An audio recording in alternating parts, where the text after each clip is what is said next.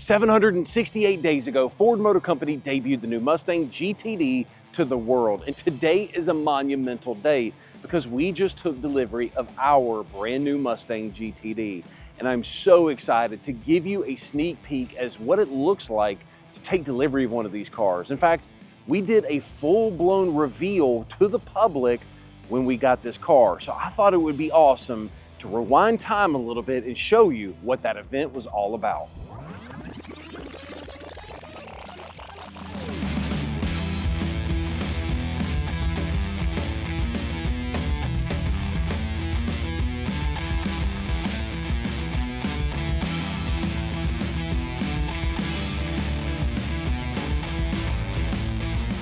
I think this is the first time I've ever seen a transport carrier show up on time.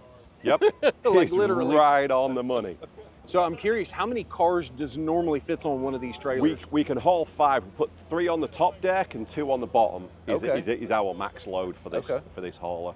This is actually one of our GT trailers, which was designed specifically for the last gen Ford GT. Yep. We are building, well, we, meaning Reliable, they are building new GTD trailers because this car is 3 inches wider than the GT. So the whole lift gate is different. Now make sure you don't stand underneath that door. You don't want to get smashed. Come on, right the way down the side, my friend. Okay. I'll give you a sneak peek whilst it's still on the trailer. So, this is it. Wait, that's the wrong color. I'm kidding, I'm kidding. It still looks good. That is crazy. That is wild. Oh my goodness. Pinch me moment. Yeah, that wing looks like it's big enough it could hurt somebody.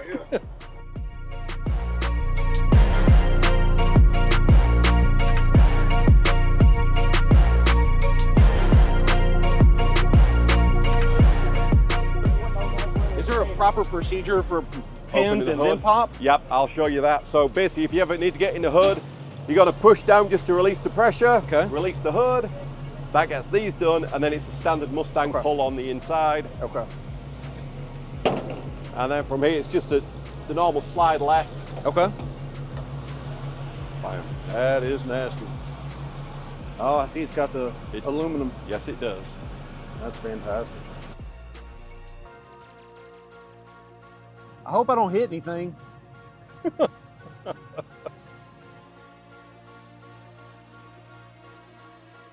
Today we are joined by my man Steve from the Mustang GTD Concierge.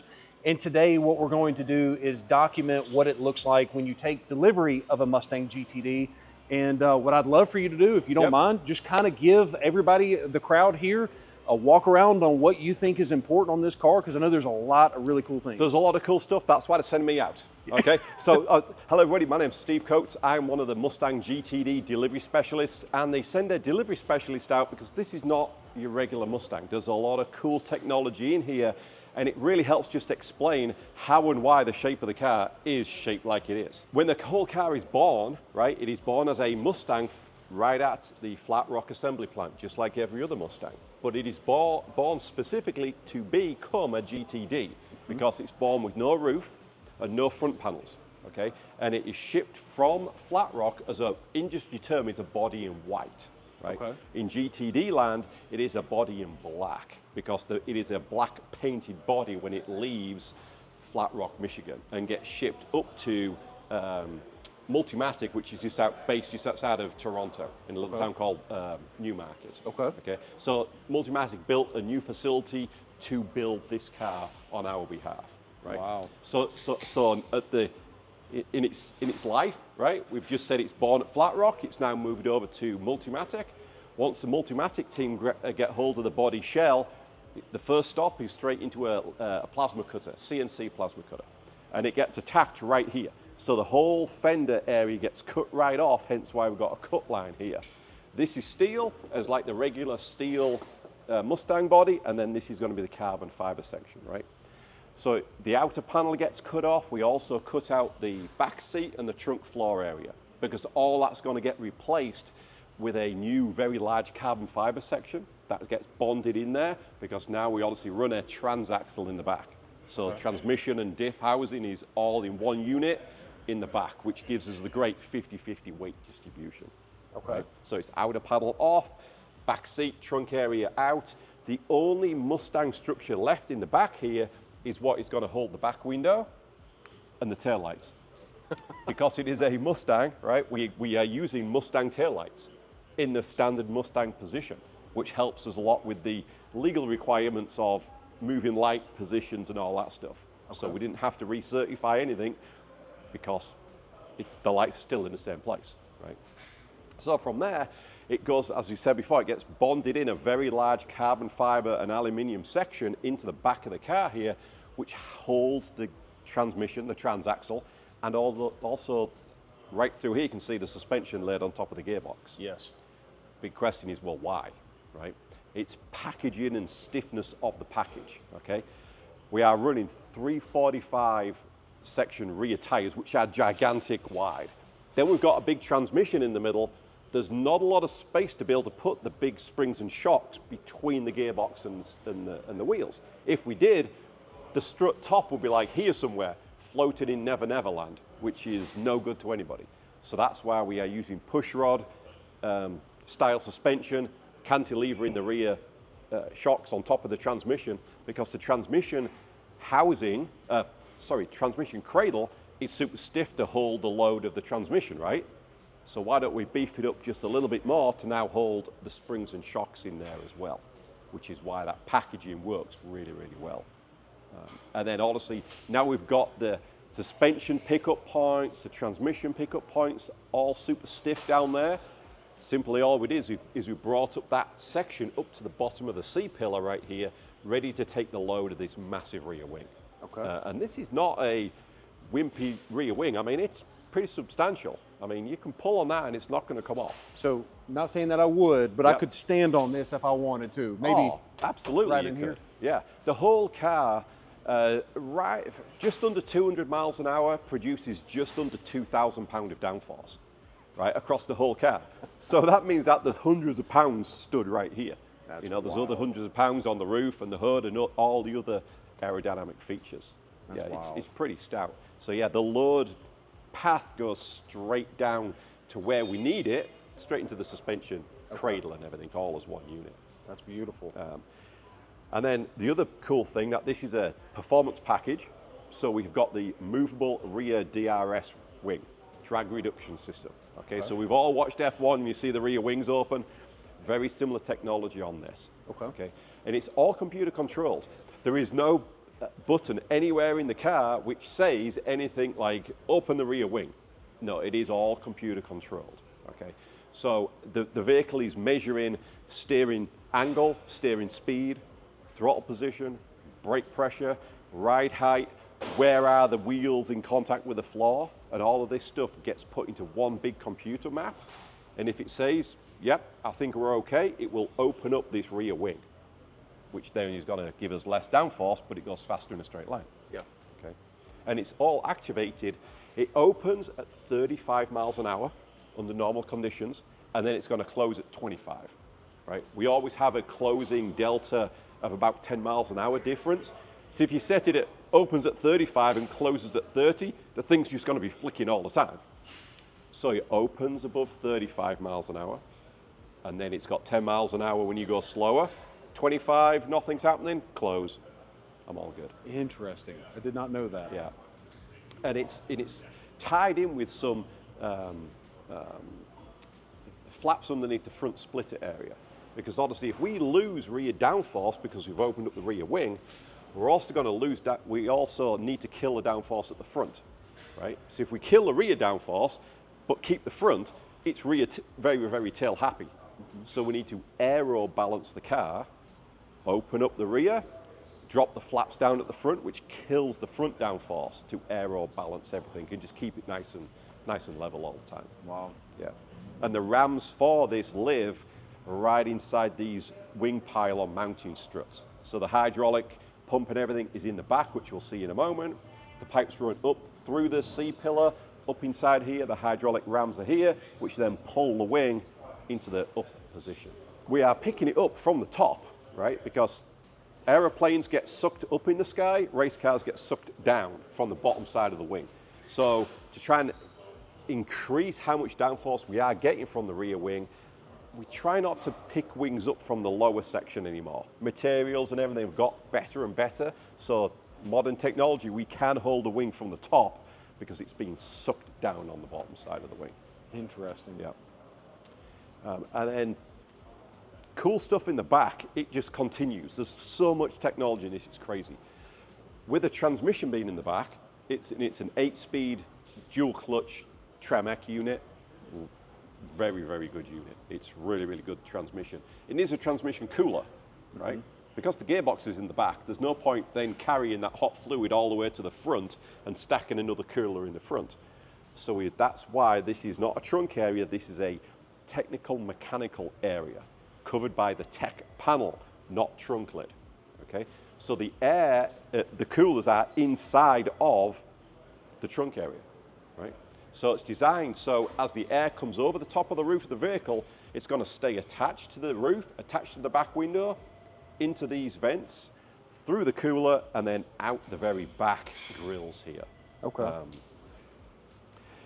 We do have some fans on the back, which helps us with some of the cooling. These are thermostatically controlled fans, which help draw and pull whatever air we need through the coolers after you've had a track session or something, just to keep the transmission temps under control right here.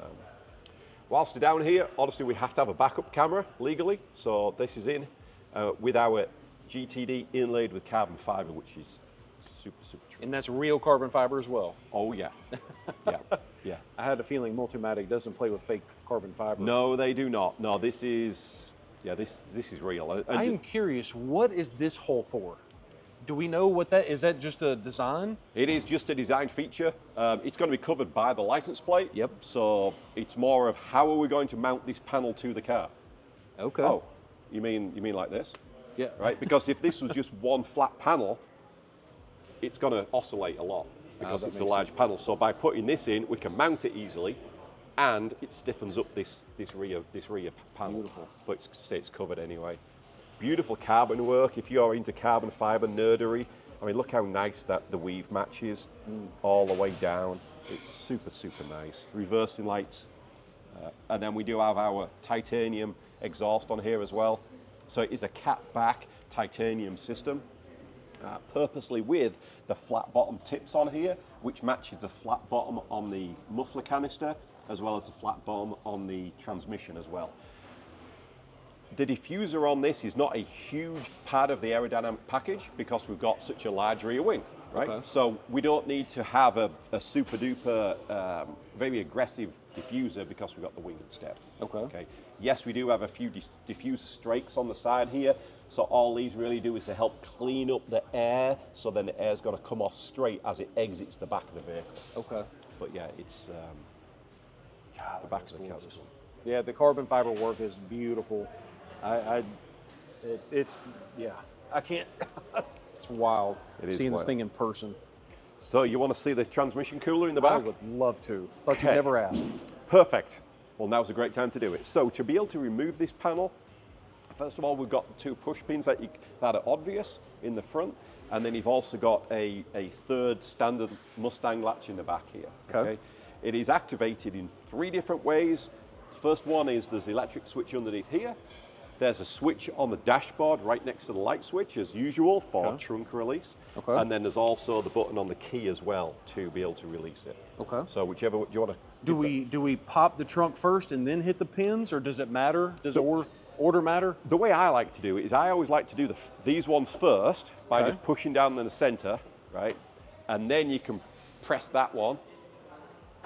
There you go, and then stand on that side of the vehicle. You're going to come underneath the wing. Let me lay this out. Yep, flat. just lay that out. It looks like it. All right. You're going to come underneath, so you're going to lift up with the front part first, and then lift up slightly on the rear, and just slide it straight out. I heard this panel's pretty cheap to replace if you drop it, though. Yeah, it's about $20,000 before paint, so just be gentle. That's why, yes, you can do this with one person. 2 people makes it easy. Yeah.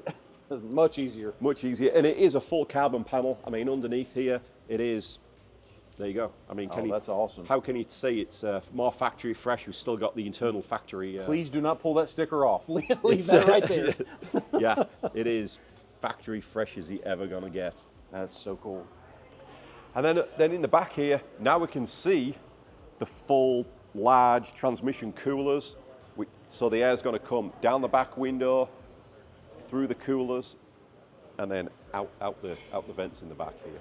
That is so cool. Cool stuff that is kind of, you can see all the way through there. You can see the suspension. Mm-hmm. So you can see the springs and shocks all the way inside there. Very, very large pieces. The manual, there we go. There you go, you got it. Yep. Perfect. Very, very nice sections. And then the valve block is this large aluminium block, which is straight down. Don't know if you can get that. There we go. Yep, Yeah. that's it. And that valve block is what's going to control all the wings and suspension and everything. The hydraulic fluid starts life inside of this tank, and then the pump is just directly below it. So whenever we go and press to have the front lift actuate for any reason, at any time you go and press the button on the dash, that's going to turn the pump on, which sends a pressure down to the valve block and then sends a pressure forward to the front lift mechanism down there. So that's why there's always around about a 2-second delay in pushing the button. So it's got to get the pressure there. Okay. And then at this side of the vehicle, to help balance it out, again, you can see all the suspension all the way inside there, which is super, super nice. But we've also got a transmission control unit straight down underneath the cooler. You've got the very large anti-gravity manufactured battery with a tire reinflation kit as well. Very convenient place to have a... Yeah, right there. And is that where you would hook up the battery tender if you leave it? Negative. I'll show you how to hook up the battery tender, and we'll do that underneath the front. Okay, fantastic. Yeah. Because then that way we don't need to ever Do the take tech. this off. Yep. You know, Okay. it's easy just to lift up the hood. Yeah. Oh, Right. absolutely. Yeah. Yeah, Now absolutely. the back of the car we talked about, some structure is still factory specific from Flat Rock, right?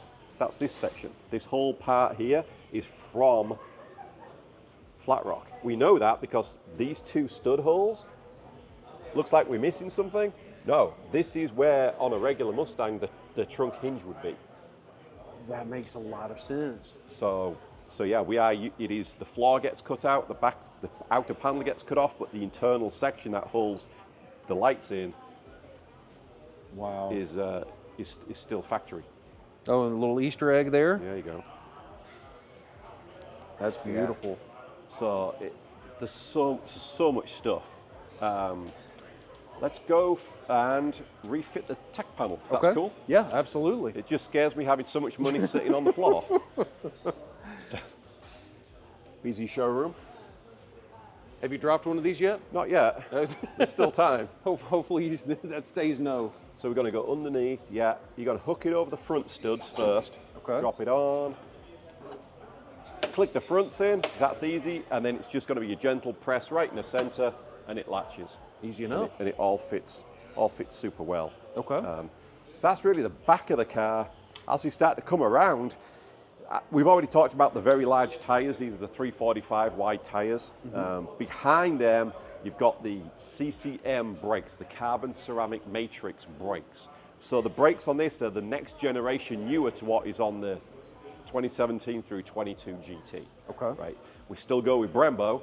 It's just their latest and greatest CCM material and brake package. Do we know, I don't know what the difference between, is it just a different material or just newer technology? Do you know that? It's new technology in every way, in how they make the brake rotor and make the brake pad. It's a different mix as well. Interesting. It Okay. is. So it's all new. It is a whole step. Okay. A whole step newer. With also our titanium lug nuts in here as well, which are very, very light. Why do we use titanium? Rotational mass. Anytime that we can get rotational mass out of a wheel and tire package, we're going to do that. Okay. And this is technology that we learned from the last gen GT. So again, we're carrying that forward over here. Okay. So this is why these programs are super cool, because they start feeding each other. It's like, oh, last time we used these brakes. Well, what's the next ones? We've used these lug nuts before. let's use them again because they were great. You know, so we are learning all of the time. Okay. And I understand, I read somewhere online that if we take the tires off, because you can't rotate the tires because they're different size in the rear from the front, but if you take the tires off for whatever reason, you have to do something with a Loctite or a lube or something with the lug nuts. What's going on there? Yes, because we've got a steel stud sticking out, we then go and slide the alloy wheel on top of that. Then we're using a titanium nut to hold the whole assembly together. There's lots of dissimilar metals going on. So when you take off the nut, clean the cone of the nut, brake cleaner it, get it all nice and clean the cone of the wheel, right? Then before you put the nut back on, you got to spray the nuts with a dry moly lube. So then as the nut interfaces with the wheel, there's just enough lube on there. It's not a sticky, wet oil based, it's more of a dry moly based, and it does just give enough lubrication that we can get a decent torque. Okay. Otherwise, titanium is very sticky and it wants to gall and pick up all the time on the wheel. So just a little bit of spray helps the whole thing get a good torque down to 150 foot-pounds. That's good information. I've not seen or heard that anywhere else, so that's exactly. Cool. We have 4 piston calipers on the back, 6 on the front, 6 piston on the front with a separate parking brake. This is a full performance braking package, so we're not going to start trying to integrate the parking brake through the caliper. No, that needs to slow you down. This needs to park you. Just try and keep it simple. Okay. Whilst we talk about tyres, these are the Michelin Pilot Sport Cup 2 Rs. So on your last Gen GT, there were just Cup 2s. Okay. These are even more track orientated, being the Cup 2R on this. Interesting. Okay. Which means that do not drive this car below 45 Fahrenheit. Okay. If it's 45 Fahrenheit outside or below, please do not drive the car, because these tires are just like a race tire. They need ambient to be able to become soft enough so they can actually grip hold of the road. Okay. So please drive I'm assuming they're not really friendly in the rain either. They're probably not great. I mean, there's not a lot of tread depth. They are still street and road legal, but yeah, I'm with you. Be careful. I'm with you. It's a very track oriented tire. The tire pressures, you want to see 32 when it's a cold. Okay. And before I leave today, I'm going to set the pressures to 32 all around. Okay. If you ever go to the track, right? So if you're close to Barber, right? You're going to do a track day at Barber. Yep. Beautiful hot day like today. I'm going to start all around 26, 27, somewhere around that range. Okay. And then you'll see the tire pressure grow. Okay. You want to be at 34 as a hot. Okay. And you'll feel it. As soon as you get to the 35, 36 PSI, it's going to start being a little bit looser. The tires have got too hot, too much pressure. Okay. Right, so bleed them down to a hot bleed to 34 in pit lane. Okay. You should be good. Okay. But that's the key on these Sport Cup 2Rs. Is going to be 34. Okay. The other cool thing about these tires is all GTD tires are marked with an FP for Ford Performance. Really? And it's like an Easter egg hunt, because right here. So right here, FP Ford Performance. Okay. So whenever you do go and get, that's so cool. yeah, this is a specific compound for us. Right? Okay. We started at letter compound A, and we went through all the different compounds until we found this compound that actually worked.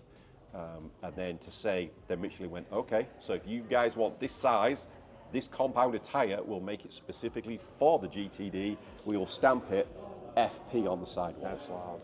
So, obviously we sell and service vehicles here, but if we're back in putting a new set of tires on there, if I order another set of tires through a Ford dealer like Town & Country, will it have the FP on there as well? Yes, or it will. Okay, that's, Yeah. So it's not just the tires from the factory, it's also the same exact part number. Replacement tires that are all FPs. Yeah. That's wonderful. And just like every other, it's like the last Gen GT and this car, you have to be a GTD service dealer to be able to get any of the parts and know all the inside stuff. Shameless plug, we are. Yeah. In case anybody needs any help with their GTD, we got you. Any Ford dealer can be a selling dealer, but you have to be you have to apply to be a GTD service dealer. Interesting. Because there's a lot of money goes in, as you know. That's right. To training your mechanics, getting all the right equipment in, buying a really nice trailer to be able to move this car around. That's right. So that, yeah. That's beautiful. And so, yeah, you don't want anybody just working on this car, that's for sure. Correct. Okay, so as we start to move like down the side of the car, we're going to be talking about aerodynamics and why is this car even here, right? Okay. The whole backstory is the GT3 race program was already was about to be up and running. Okay. Bill Ford, Jim Farley, all of the big executives went to have to go and sign off on the GT3 race program. They saw the GT3 race car sitting there and went, that thing's awesome, I want one for the street. All the engineers went, ha ha ha, good one, boss. And they're like, no, I really want one of these for the road, can we do it? Oh, you guys are serious? Okay, and that's where the GTD streetcar program came from, was from the people at the very top going, that thing is so good, I want to be able to sell this to our customers. And that's why a lot of the design elements on the GT3 car look like this. So I have a question for you, Yeah. and I've heard competing information on this question. So I've heard some people that said that the Mustang Dark Horse is the homologation unit for racing. Correct. And I've heard some people say that this is the homologation unit for racing. I've heard both stories online. Do you know which one is true? Correct. So the race car is homologated from the Dark Horse, Okay. right? Because this car wasn't in dreamland at the time, right? I see. It wasn't even thought about when the race program was announced, and we Okay. had to go to the FIA and say, this is going to be our car. Okay, well, what's it based on? The Dark Horse, because this wasn't here yet, Yep. right? So it's Dark Horse, GT3 race car in the timeline, and then this came because we built the race car. Beautiful. Right? Usually it's the other way around. Okay. Right? Usually it's the biggest, most awesome street car we turn into a race car. Okay. No, this was a race car we turned into a street car. So cool. Right? Which is why some of the design elements are very, very similar on both vehicles. Okay. This is one big piece right here. Okay. So on the GT3 race car, this feeds the brake cooling package. Okay. Because on the GT3 race car, the exhaust comes out the side. Okay, so that means we can use this to feed the brakes. On the street car, our exhaust has to go all the way down and out the back, right? So then underneath the car, there's a little bit of turbulent air flowing around. We are using that turbulent air to go up the brake cooling air scoop to cool the rear brakes. So on a street car, brake cooling is not that critical as it is on a race car, right? Makes sense. Right? This is more critical for us on the street to act as an air curtain, right? So follow me on this. The air's coming down the side of the vehicle, gets to here, and it wants to come off at this angle and separate. Anytime you separate air from a panel, it's going to start turbulence. You cause turbulence, it causes drag. So to get around that, we got air coming in here, which pressurizes the fender well, and it actually comes out of this vent, which is like right here somewhere. So as the air's coming down the side, we've now got positive pressure here, and the air curtain takes it off the back of the vehicle. Wow. So we are using aerodynamic devices on the street car in a different way to the race car, but it's still very needed. Wow. So that's A lot of time spent in the wind tunnel. a lot of time in the wind tunnel. Yeah. Down the side of the car, one thing that it's hard to show because you've got such nice lights here. Open up the door for me, just to open and close it. There is, right here, see the little GTD icon? Yep, got it. Got it, perfect. It's very That hard is to so see. cool. Right, Okay. yep. That is, Which is just a real nice little puddle light. And you know it is Yeah. unique to GTD because it's got the wing from the C-pillar. Oh, I've got my arm in the way. Got the wing on the C-pillar, so you know it's unique to GTD. that is so neat. I also see the front Absolutely. fender as well. The front fender vents. Wow. Yeah. And so all of these panels are carbon fiber. The door is metal. Yes. Okay. Currently, yeah. Yeah, the door Okay. is still steel. And that was from a doors are an absolute nightmare for engineers, right? They've got to open, close, carry a window, carry a lot of stuff. Yep. If we tried to do this in carbon, the car would not be here because it takes so much longer to be able to develop it. Yep. So this is still steel. Interesting. Along with the roof, along with this. Okay. section I'm right curious, so was it more of an engineering reason, or was it also a crash test rating? Did that have anything here. All to do? of the above. It's a bit of everything. Okay, Right. that makes It's sense. a little bit of everything. That makes sense. Yeah. Now, I've seen they just debuted the liquid carbon. Yep. Is that skinned with carbon on top of the steel? So perfect, thank you. So on the liquid carbon car, it is still a steel inside part of the door. Okay. It is just a carbon skin on the outside. Oh, that's cool. Yeah, which we basically literally get. We start with a steel door, unpick the skin, Yep. and then go ahead and reskin the outer with So carbon. But I mean, we've been delivering cars for 3 or 4 months now, and you're only just seeing a liquid carbon. Yep. Told you. That's it. It takes time in development time. Yeah, right? absolutely. So everything takes time. Absolutely. Now, underneath the car, we're talking about aerodynamics a little bit and stuff, especially when the car's still on the trailer. We're talking about the tire wake deflectors that are underneath the vehicle, starting basically from just behind the front wheels. Okay. So follow me on this, everybody. The air's going to come underneath the splitter. Splitter is named because it does exactly what it says. It splits the air. Air going under the car, air going over the car, right? So it splits the air. Any air that we send underneath, that is close to the ground, so it naturally speeds up. Air speeds up, we lower the pressure. So now we're sucking the front of the car down because we've sped up that air, because we've squeezed it between the vehicle and the ground. Okay. So we've got very fast moving air underneath the underwing to suck the front end of the car down. Once the air gets behind that axle, we're done with it. We're like, yep, we're over you, go away. So the tire weight deflectors turn that air out, and it comes right out the side.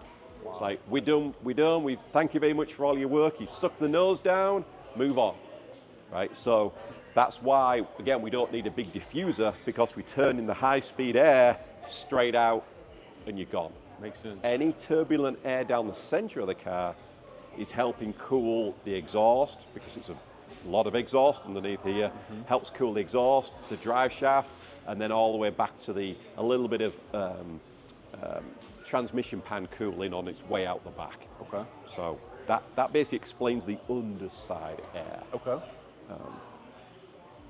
The fender vents. Everybody loves the fender vents. Single-handedly the coolest feature I've ever seen on any car, especially this one. Like, Right. gorgeous. Gorgeous. This is not an easy thing to design and implement at all. It takes a lot of time in the wind tunnel and the CFD computer systems to be able to make this whole thing work, right? These are actually more efficient than the GT3 race car, right? So think about this. We were talking about how with a race car and this share some similarities. We wish we could have this on the race car. The rule book says on the race car, if you were to look straight down, you're not allowed to see the top of the tire, right? The louvers have to stack over the top of each other. On a street car, we don't have them rules. So we've cut out 80% of the fender to be able to escape as much airflow out of here as we possibly can. This is in a better position than the race car as well. So it's bigger and it's in a better position to be able to get rid of the air. Wow. Why is that important? Well, any air that we can get rid of that we're not using as quickly as possible, that's going to help not lift the front of the car up. If we block this off, we will have 400 pounds of lift trying to lift the nose. So as soon as we cut the hole in it, boom, right? If we get rid of lift, the other side of that equation is downforce. So 200 pound of downforce is what this is creating just by getting rid of that negative lift coming out of here. And it looks awesome in the process. And it looks pretty awesome too. It does. Now, I know the fender is carbon. Are Yep. these pieces carbon as well? Negative. So we use the right materials in the right places, right? Okay. Carbon fiber is not always the answer to everything. Okay. Carbon fiber on the fender is fine, no problem at all. In this location, this is a TPO plastic, thermoplastic olefin, because it's the right material. There's going to be a lot of rock impact damage to these, right? Carbon fiber in this thickness wants to shatter and splinter, and it really destroys the weave right? Yeah. Because this is more plastic, there's enough give with it, and it'll pit the plastic instead of almost splintering it and wanting to shatter it. So we've used the right stuff in the right places here, and also on the dive plane is why this is also a plastic section as well, rather than the carbon fiber. Yes, we've got the carbon splitter, but this section's going to take rock impact from the guy in front. If you run autocross or you're on a road course, you're going to hit this with a cone. There's enough give with it that you should be okay. That's wild. So welcome to the front end of the vehicle. The front end design on this is very similar to the GT3 race car again, right? We try and share some of the same shapes and everything. Now what it's actually going to look like down here is as much air as we can possibly get going in here is where we're going to be going. On this side of the front bumper assembly, we've got an auxiliary radiator, right? So not only do we have the very large radiator in the center, we also need more cooling for the engine on this side. The next piece in, this one is going to be the brake cooling duct, right? All we're doing is blowing as much air as we can at the lower control arm, and then from there it is ducted and turned up behind the front wheel. Okay. Right? And there's one on both sides? Both sides. So you've got one here, you've also got one there. Okay. The center stack is obviously where we've got our normal air conditioning radiator is always first, condensers first. Then we've got the supercharger or supercharger intercooler, coolant radiator. Okay. Then we've got the normal engine radiator behind that. So it's a stacked up AC, supercharger, engine in the center. Okay. On this side at the top, it is literally just a scoop, scooping air into the center. And then on this side, this goes all the way directly straight into the air box, right? So people who are familiar with the GT500, this is a very similar shape in a way, and a very similar size intake. On the GTD, we are sucking more and more air than the GT500, so that's why this little scoop up here is added, and once we open up the hood you'll see it, but this scoop here we had to add because this hole alone, this was not enough air going in to feed the engine. So that's just an idea of how much air we are consuming with this massive power plant. Wow. I'm assuming the fuel economy consumes pretty heavily too. Oh, absolutely, yeah. And if you're not doing single digits in fuel mileage, you're not driving it correctly, sir, right? After the break-in period. After the break-in period, of course, but otherwise drive it hard, please. Dude, that's gorgeous. Performance pack. Before we move on, let's hit that real quick. Okay. What is performance package, what is not? Performance package, you get the very large splitter. You also get the dive planes on the front. You get the hood gurney flaps right here. So these are not included on a non-performance pack? Non-performance pack, these are not on. I did not know that. You get a small splitter on the front with a non. Also with performance, you get a complete carbon fiber under tray and the turning vanes that we looked at earlier. And you also get a fully active rear wing. Okay. Right? On a non-performance pack, you get the small splitter, you don't get the dive planes, you don't get the hood gurneys, you do not get the carbon under tray, and the rear wing is wedged in the open position all the time. Wow. Right? Because if we close the rear wing on a non-performance pack, well, there's too much downforce at the back because there's no splitter at the front to pull the nose down. Okay. Again, everything has to balance. I Right? see. So that's the biggest differences between performance and non-performance. Okay. Performance does have the active aero and everything. Okay. Yeah. That's interesting. I did not know that it comes with a full underbody tray on the performance pack car. Yes. Did I also read that there's a lightweight carpet included as well? Correct. You also get lightweight carpet, which saves, if I remember right, like 7.5 pounds or something. And then you also get a gun-drilled hollow drive shafts in as well, part of the performance pack. I think it would be easier for me just to go on a diet than the 7 pounds of the carpet, but Right. you know, either way. Yeah. I apologize. It's lightweight carpet, and then basically we have, again, it goes back to engineering. Yeah. We learned a lot, even just on the carpeting, of, well, where have we got the insulation? Where have we got the sound deadening material in there? Mm-hmm. We've taken it out strategically in places where we think we can get away with it. Okay. Because it's still a street car at the end of the day. Yeah. So it still has to be comfortable and insulated and all that type of stuff. So again, this is stuff that we are learning by doing this type of program. Yeah. Wow. Incredible. The hood gurney vents right here, in the original design for the performance pack, they weren't here. So 18 months ago, these were not in the design. Wow. Yes, there was a slight natural bump in the hood, but during testing at the Nürburgring, the driver was saying, you know what, I wish I had a little bit more bite on the front end. Right? The engineers were looking, going, I wish I had a little bit more cooling. So how are we going to make this work? You know, big powwow at the end of the day, and somebody put their hand up and said, well, why don't we just put bigger gurney flaps on the front?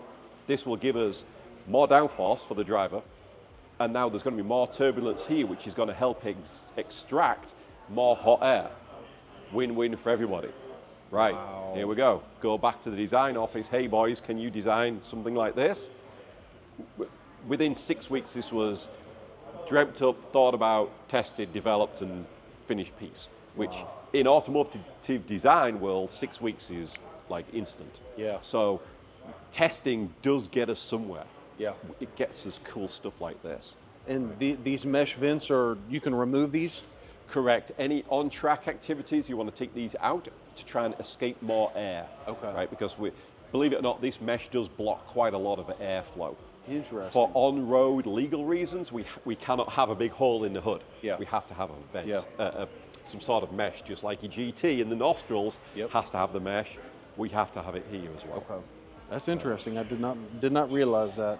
That it makes it that much of a difference pulling those out for the track day. Oh, huge. That's interesting. Yeah. Now, to be able to get in the hood, the best way to be able to do this is we're going to push down. That just takes the pressure off the latch, press in the center, do the same on that side, and then just pull inside the standard Mustang hood latch release. Nice. And then from here, you're going to lift it very slightly, slide your hand under, go left, and it pops right open. Beautiful. So very, very similar architecture to, you know, if people are used to seeing a GT500 engine bay. Some things are very similar, okay? The bottom side of the airbox is very similar to to a GT500, but honestly on the top side, this is that extra air vent that we looked at early on, just to try and feed more air into the airbox itself. Okay. To be able to make this work, we obviously had to reshape the hood. Because we're going for a carbon hood, it gives us the opportunity to be able to do that. That's cool. Okay. We did borrow some things from the parts bin, like the fantastic magnesium strut brace, which was overkill engineered initially, which was great for us, because we knew we needed a strut brace, and somebody went, hey, what's that one off the GT500 look like? Oh, you mean the one that we overkilled like years ago? Yeah, let's use this. So this is a magnesium for lightweightness, super, super stiff. It worked for our purpose.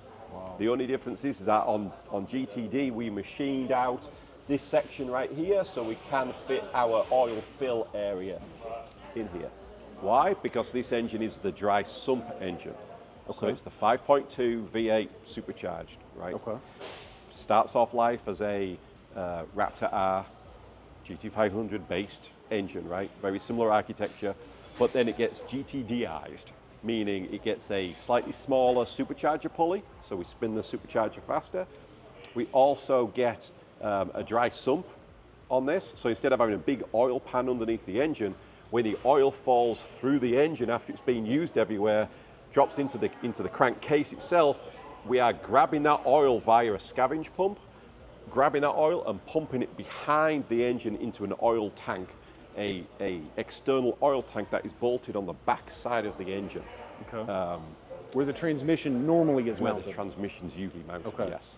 Yeah. Now, am I dreaming, or does it look like this engine is pushed further back than a normal GT500? I don't know. Okay. It's very close. Okay. It's not, if it is, I didn't realize if maybe, and I'm guessing here because I really don't know, if maybe since the transaxle is out back, that they had the ability to shift everything back. I don't know. I just We could, but we're also very limited. There's not a lot of space behind there anyway. You're right. You know, so at the end of the day, a lot of stuff like that was looked at and evaluated, and they went, you know what? For all of this extra work, we're only going to gain this much. Yeah. It's not worth it. Let's go back to what we know is tried and true, which is why we're using this platform of engine, because we know it. It works. It works. It's solid. It works. Right. Beautiful. So the cams are way different in this to a Raptor R type engine. So this engine's red line is 7,650 revs, and the cams are designed to run at that higher revs. Okay. Right. So down low, still got great power, but once you get up towards the top end of the power rev range, that's where you get maximum power. Awesome. Right. Other things underneath the hood here, honestly, the screens we talked about will come out whenever you're doing track use stuff. These bolts are a 4mm head Allen bolt. To take these screens out, these bolts are captive to the screen. So don't just sit here and take the bolt all the way out, because you'll drop it. Yeah. And it's gone to never, never land, and it's, right? Do 3 turns on each and just keep going round, and as this panel drops down, the screws will end up staying in the panel. So you take off the panel mesh, the bolt will still be in it, which, yes, That's very, very fantastic. nice. Very, very nice. Thinking it through, I love that. Yeah. Over on this side, we've got the fuse box, splash cover, because obviously now we've got a big hole in the hood. There you go. Right. That's fantastic. And then, so that's where you'd hook up the battery tender, I'm assuming? Exactly. For battery tender stuff, we're going to go negative terminal right here. Okay. Then you're going to lift this up, and there's a positive terminal right there. And then you can just zip tie the pigtail to like wherever. Okay. And you should be good. Okay, so to check the oil on this, with this being a dry sump engine, the procedure for the oil check is going to be start the engine. Let's get the engine up to operating temperature. Okay. Once it's up to operating temperature, turn it off, wait 30 seconds, and then you're going to pull the dipstick out and check it from there. Okay. That is going to be the procedure. Okay. The oil capacity on this is 15.5 quarts of oil. Okay. It's a lot of oil. It is. Okay. And there's a whole procedure of how your mechanics will drain it and refill it. It's not just a matter of dropping it right out and putting it directly back in. Okay. If you put 15.5 straight back in it, you will overfill it too quickly. So you've got to start low and then start slowly increasing it. And is there a recommended oil that you guys use? I know on the Ford GT there was a recommended oil. Correct. I'm assuming 5W50 or something like that. Yep, and then is there a brand you guys recommend? 550 Motorcraft. Okay, perfect. Yep. That's so easy enough. So the same stuff you put in a GT500. Same stuff. Perfect. Yep. Okay. Yeah. It's a GT500 Predator Raptor R based engine. All the same specifications. We're just producing more power. Okay. That's all we do. Easy enough. So that's that. Now to close the hood. Okay. With it being a full carbon hood on some hood struts, what I like to do is I like to pull it down, right? Hand above the latch, get to about here somewhere, and then I'm just going to follow it down, right? Okay. I'm not going to sit it down and then try and press it. I'm just going to follow it down gently. That takes the vibration out of it. And then always just double check. Yep, we are latched. And it's good to go. It's that simple. Easy enough. So I think that completes the outside walk around. Okay. You ready to jump on the inside? Let's do it. Let's go and take a look. Perfect. So welcome to the interior. Very, very similar and familiar to Mustang fans. Okay. The seats are very similar to like a GT500 frame of a seat, but they are trimmed uniquely to be GTD. Okay. The stitching upon the seat matches the stitching upon the steering wheel, and it also matches the stitching on the dashboard as well as on the hockey stick on the door as well. Okay, but otherwise the doors are just, again, the work, right? Yeah. You've got the door handles, locks, windows, mirrors. In the South we say, if it ain't broke, don't fix it. Don't fix it. It works, right? The steering wheel is the same shape as a regular Mustang, okay? But we are trimmed uniquely for GTD because we do have the carbon fiber inlay here, which is also mirrored carbon fiber, gloss carbon fiber on the dashboard here, which then runs all the way across to the passenger side carbon fiber on top of your dashboard as well. Okay. There's also a slight carbon fiber accent around the gear selector. So as we said, the gloss carbon goes all the way across the top of the dashboard, and all the way in front of the passenger there is your VIN number, S126 with GTD. The S is for 2025 designation, and then you have VIN number 126. Wonderful. We are not building in absolute VIN order, Okay. right? Especially for the first year of build, right? We are building with whatever parts and pieces we have got on hand, but also your location around the country plays a big part in it, right? So when you first submitted your order and says, yes, I would like this specification, we then looked at other people in the country and went, okay, how are we going to get this car to this particular customer? Okay. And we podded you long before the car was even built, right? So that's how we put all the build schedule together. Takes in a bunch of different factors, parts and pieces availability, but also customer availability and scheduling you somewhere in the country, right? As in, is there a truck going somewhere near you? Okay. Yes. I did not know that. I know that I've bothered my GTD concierge who I've been dealing with up to this point. How can I get the car faster? How can I get the car faster? And I will take a second to say this. Guys, the GTD concierge team, I know they probably get a lot of flack from a lot of people who are very impatient, but my goodness, they do a really, really, really good job. Not just you, but everybody I've been dealing with. I don't know if the other people I've been dealing with want to be mentioned by name, so I'm not going to do that out of respect for them. But the whole concierge team is, I mean, chef's kiss, fantastic. So thank you. Well, thank you very much. Yeah. Everybody on the team is a car guy, car person. I can tell. We love this. Yeah. You know, we know how special the Halo Ford cars are, from the last gen GT to now the GTD. Yep. They are special vehicles. We're very proud to be able to be part of it. Yeah. So That's awesome. So back over to the GTD interior. As you can see, it's very, very similar to a regular Mustang, which is nice because it fits and it all works. So from here, we're going to turn on the ignition, but do not start it. Okay. Right. So just push the magic red button. Watch the startup screens. Oh, that's so cool. So this is all unique to GTD. Is that the most satisfying peel ever? I probably did that a little too fast, but yes, that is. Yes, Thank you it for letting is. me do that one. Yeah. So just keep going ahead, and It's just like a Mustang. That's nice. It works. I don't have a learning curve here. There's no learning curve. In fact, because there is no learning curve, do you mind turning off the blower fan? Yeah. Which is on the bottom of the screen right there. Thank you. I've got big ears and it's blowing right in my ears. so thank you for that.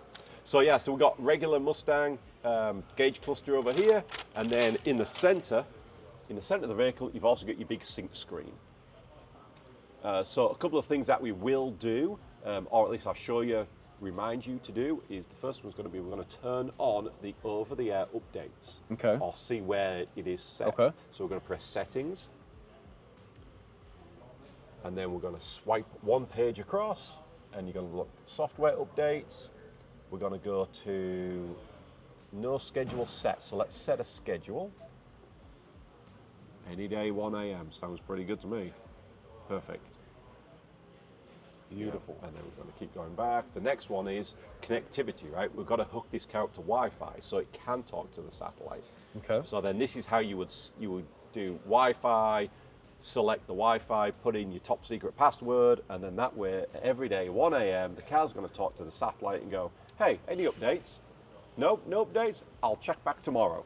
Okay. And if there is, it'll just grab it out of the sky and do an automatic update for you. Okay. But that's how you hook up to Wi-Fi and Okay. all your updates. And so I can set that up at a later time? At a later time, you can Okay. put in your passwords and everything. Okay. Is this vehicle featured with Ford Pass Connect? Like, can I unlock it and lock it from the smartphone app? Absolutely. Okay. Yep. So Okay. please do that. Your Okay. local friendly Ford dealer would love you to hook up Ford Pass. Town and Country Ford. I'm sorry. So yeah, it is Ford Pass compatible, and it works really, really well. Okay. So again, it works. Simple. Fantastic. We'll go ahead and go back to the home button on the dash. And again, back to home, it's regular maps, radios, Bluetoothy phone, all that simple stuff that Ford does really, really well. It's all right there. Okay. what I'm going to point out is I'm going to point out the different stuff that make it a GTD. Okay. Makes it a GTD is obviously the racetrack button right down there. This one right here? Yep. Can you name the racetrack? Bit of trivia for you. It's not the Nürburgring, I can tell you that. No, it's not. not big enough. I knew this, I can't remember. Begins with a G. It's Grattan, Michigan. I would have not have remembered that. Yeah. Why? Because we've spent the last 40 years developing Mustang at Grattan because it's just down the road from Detroit. It's 2 or 3 hours down the road, just outside of Grand Rapids. So cool. We've beaten their track up for so many years. We want to say thank you for letting us do that. And we've actually put their racetrack up on the dashboard. That's so again, so it goes back to that Mustang heritage and Yeah. tie-in. Yeah. So by pressing that, that's going to get us to the track app features. Again, very similar stuff that we might see on other performance pack Mustangs. Okay, all of this is available in any Mustang, right? Any performance pack, you can do the acceleration timer, brake performance, and all that good stuff. The one that is different is the active aero button, because by pressing that, active aero is enabled, right? Turn it off again, you press that button again, it goes back to disabled. Follow me on this. So, we've already said that at any time you're above 35 miles an hour, that rear wing's going to open up in any drive mode. Okay. At any time. As long as the car's happy, it's just going to open up the wing, including track mode, right? But when it is in this position, active aero disabled, when you go to track mode, it will not open up the wing. Why? Because if we were going to be using this car on like a slow track, an autocross, something like that, below, let's pick a number, let's say 100 miles an hour, right? Below that speed, who cares about drag reduction system? Because we've got 815 horsepower pushing it. So power and drag is not a problem, right? But we want the downforce all the time. Okay. By pressing that to enable it, even in track mode, the rear wing will open. So that's why that button is there. So in track mode, you can turn it on and off. In all of the other modes, no, it is compute controlled on and off. So active aero off is always closed. Active Yes. aero on depends on speed and speed. what we're doing. Exactly, yeah. Okay. Yeah. Okay. Even with the active aero turned on, the wing opens at, say, above 35 miles an hour. If you start to push this car to its limits, the computers inside here have got a lot of G and yaw sensors in the car, and as soon as they feel, I'm starting to get to where I think the tire grip is, it's going to give you max downforce. That's cool. So like full braking and all that stuff, it's going to give you full downforce. Okay. Your line lock is currently not available to you. That's because we are not past our 250-mile braking period yet. Okay. So for the first 250 miles, we need to brake in the engine and transmission together. Okay. Don't baby it, drive it. It is power limited though. It's all computer controlled. You can rev it to 6,000 revs if you want, 6-7 grand. There's just going to be no power. No power, meaning only 200 or 300 instead of 800, right? Oh wow! So it limits it that much. It does limit it that much. And then during that first couple of 100 miles, please drive it in all situations. Okay. Meaning, a little bit of, I'm just going to drive to work today. Okay. I want to drive it down the interstate. Okay. I'm going to drive it spiritedly home because I need to get home quick. Yeah. Right. Drive it in all different manners, and it's going to fill up the torque buckets of usage. So as the car's being used and driven, it's going to start filling up, and it's like, yep, I've seen that bit of torque being used, and all my sensors look good. Great, I'm full. I've seen that bit full, and everything still looks good. I'm good. And so it's going to break in the engine and give you more power. So once you get to 250, hopefully around there, you will have full power available to you. And once that's passed, you will then be able to have line lock. It's going to open up for you as well. Awesome. The next button across the lower stack is going to be the My Pony button. So go ahead and press that, Mustang. Again, if you want to go back to track apps, you can. The next button down is auxiliary gauges. Go ahead and press that, because that's really cool. So we get 3 gauges. 3 is good, 5's better. Go ahead and press that one. More is better. And if you want to reposition them, you can by pressing the bottom right-hand button, and then you can toggle through that's cool. each individual one. If you don't care about air intake pressure ratio, find something that you do care about. That's so cool. And is this GTD exclusive, or is this included on other Mustangs? It is on other performance pack Mustangs. Okay. This is tuned and calibrated uniquely for us Makes in sense. GTD.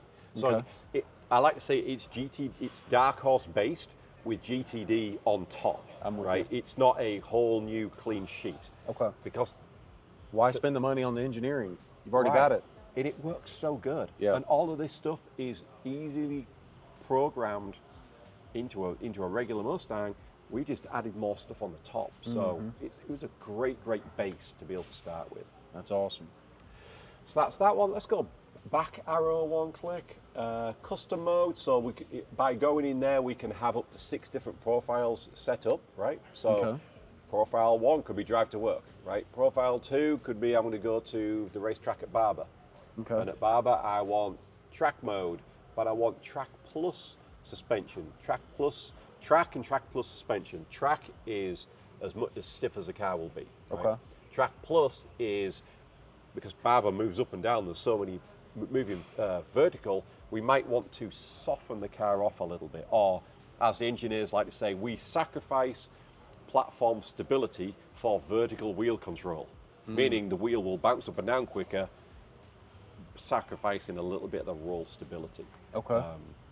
So, and then, program 3 might be set for Road Atlanta, which is, I want it as stiff as we possibly can do.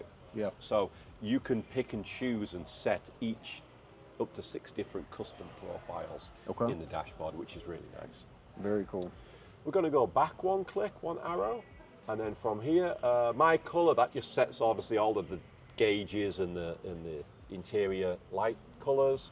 Cluster theme, that's going to change the dashboard. If you want the normal mode all the time, you can lock it permanently into normal, or you can lock it into track. Okay. I really like the match drive mode button at the top, so then every time I change drive mode, my dash is also going to change as well, as you'll see by going to, go down to sport, give it a second, and you'll see it pick up the sport mode dashboard look. Beautiful. I love the animations between the two. It's nice that they're featuring GTDs on there. Absolutely. And it was the right color too. Man, look at that. Not that one, but the blue one. Yeah, it's pretty close. That's the right color. That's Always. sick. So back over there, the next, tell you what, let's just go home, just so I don't get confused of where we are. The next button across is going to be traction control, right? Okay. Just like every other Ford product, you press it one time, it turns off traction control, but stability control is still on, as it tells you on the dash. If you press and hold that down, it turns off advanced track, which is our stability control system. This is the party mode. This is, you want to do donuts in the driveway? This is how you do it, right? So one click is traction control off, but stability control is still on, right? You press and hold it off, and then you've got no stability control either. It's just going to dance around on you. Okay.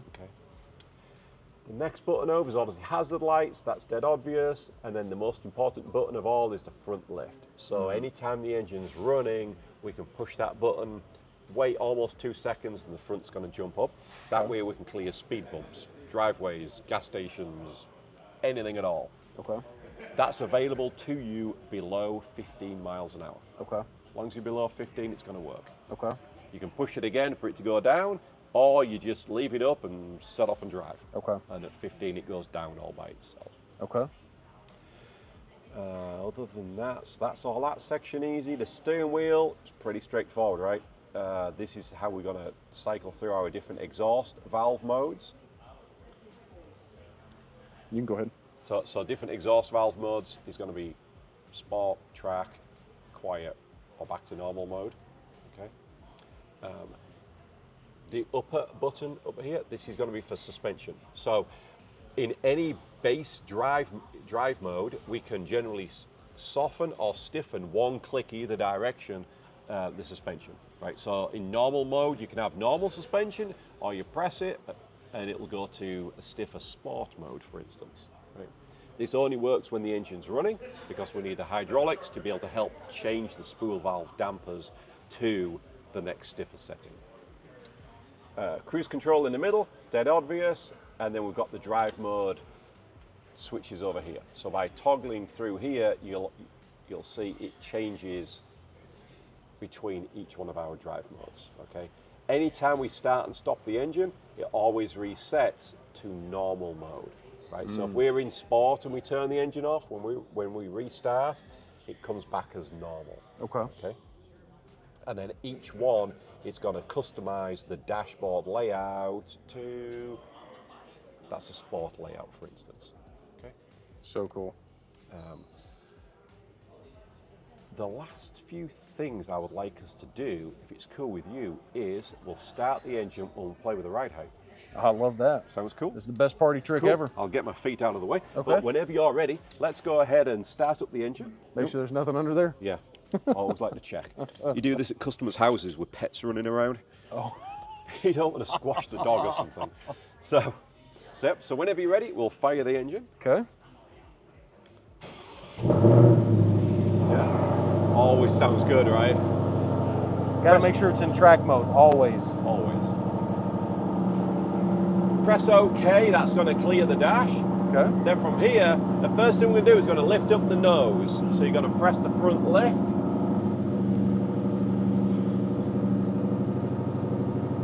And it goes up. You know the car has gone up because you've got the little orange car with an arrow on the dashboard right here. This means the front end is up. Okay. To push it down, you would simply push the button again. Or drive more than 15 miles an hour. Correct. And it will drop. Easy enough. Right. The next step is we'll go all the way around to T for track mode.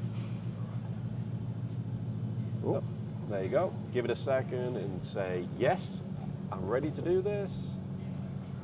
And it goes all the way down. That's cool. Yeah. Now that we're in track mode, it's given us a few more gauges. It's still saying that the transmission is cold. So that makes sense. That's because we haven't been anywhere yet. We haven't, it's literally drove off the trailer and back into here, so it's not warm in any way. One of the cool party features in this vehicle is when you are in track mode, we have variable traction control. Okay, so there's nothing on the dash currently, although we are in track mode. But when you turn off traction control, push the traction control button one time, you've now got VTC is now alive, right?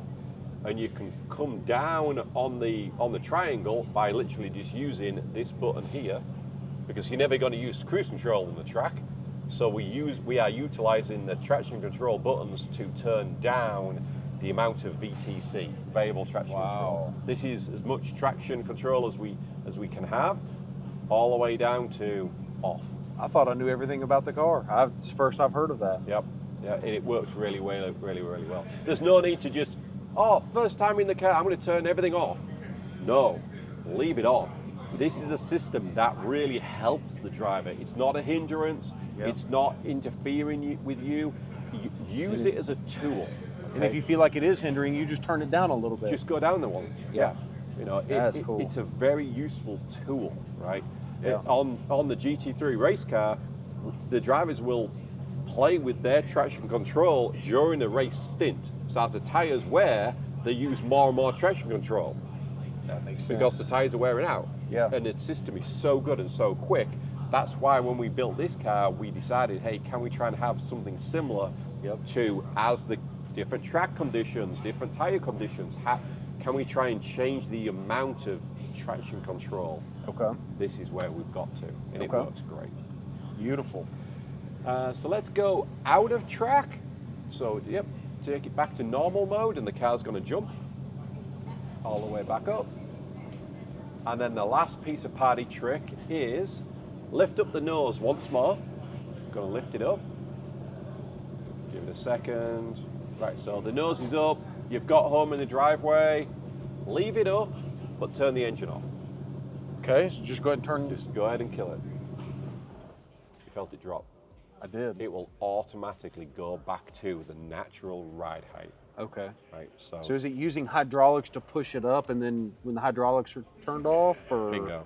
Okay. That's exactly right. That makes sense. And I'm assuming that's the same for why you can't leave it in the low mode. Correct, because we are hydraulically compressing one of the springs to lower it down into the stiffer, lower ride height. Now, I will say I've noticed that the hydraulic suspension going up and down is a lot smoother in this car than it is in that one.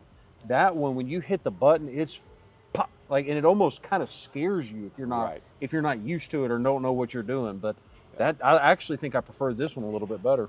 Yeah, it's a very similar system. Again, it's just the next development on. Yeah. Right. On this one, we are using full coil springs all around. On that car, we're using coil and torsion bar suspension. Yeah. And there was less overall wheel movement. Okay. Right. This we do have. It's a regular Mustang, so it's a regular street car. So there's a lot of wheel movement within the fender well itself. That makes sense. But otherwise, I hope that you enjoyed that quick walk around. Man, I don't think that was quick, but it sure was thorough. Good. That's awesome, man. Okay, thank you very much for listening to my quick walk around. And then to finish the whole thing is our big black file of information. This is your baby book of pictures. As the car is being born in the factory, these are some of your exclusive pictures. That is such a cool touch. Which is really nice. So that's page 1. Page 2 in the center, this is all of the legal stickers that are usually on a brand new car stuck to various pieces. We don't do that, we keep them in a folder. Yep. And then this is your window sticker. This is your build, this is your spec right here. That's beautiful. VIN number 126, blue carbon series, blue calipers. Wow. Well, you guys definitely know how to how to deliver a vehicle, that's for sure. That's incredible. Yeah. Well, thank you so much for taking the time. I know you traveled a long way to get here and to deliver the car, but you guys did a fantastic job. And I also want to say thank you to every single person that watches these videos, because if it wasn't for you guys, I'm pretty sure that Ford Motor Company wouldn't have selected us for this car, because I know a lot of good, really big Ford dealers that applied to buy one of these cars that didn't get selected. So whoever it is at Ford Motor Company that said yes, thank you. And I appreciate that. And thank you very much for the time. And I thought I would take a second to say thank you, because at the end of the day, I realized that if it wasn't for you guys watching our videos, we wouldn't be anywhere near where we are right now. So it'll never be lost on me where we came from and where we're going.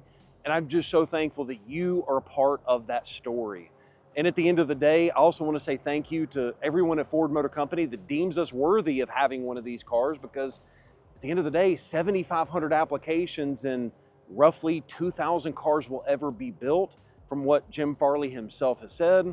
I feel very honored to be a part of this rare air, if you will. And lastly, I do want to say a huge thank you to everyone at the Mustang GTD concierge team, because they are top notch. And if you've got one of these cars on order, you are going to be extremely pleased with your experience with them. Ford really knows how to do it, especially with the Mustang GTD concierge team. And so with that being said, thank you so much for watching this video. I really do appreciate you. And yeah, make sure you subscribe down below, because we've got a lot more really cool content lined up with this car. You will be surprised. Thanks so much for watching this video, and have a great day. Peace.